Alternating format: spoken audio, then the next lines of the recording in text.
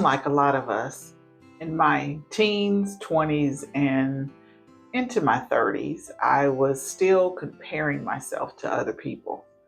Not necessarily, I guess, some of the comparisons that most people make, but I was trying to figure out why it seemed like they knew what to do with themselves and their life, and they were happy and they were clear about a lot of things that I was still finding clouds.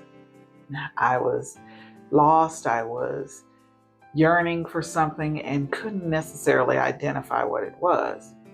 What I realized is that I was living a life I was conditioned to live. Had the expectations of going to college and having a family and doing all the things. And there's nothing wrong with that, unless that is not the life that you were meant to live. Now, a lot of times we force things to fit into our lives because we want to be included in society and we want to be included in what is deemed normal. What I can tell you is that normal is not necessarily real. We're all different. We're all designed and put here to do and carry out different things.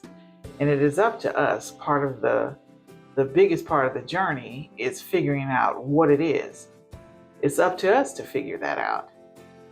A lot of times we do what we know to do because it seemed to work for those people that were telling us to do it.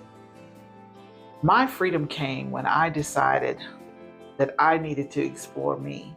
I needed to explore my own soul and my own thoughts about what it is I want to do.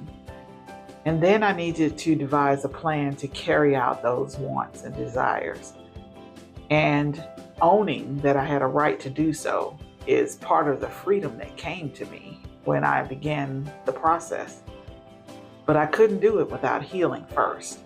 I had to go and address things that had taken power from me, things that had called me to question my identity and question my value and my worth.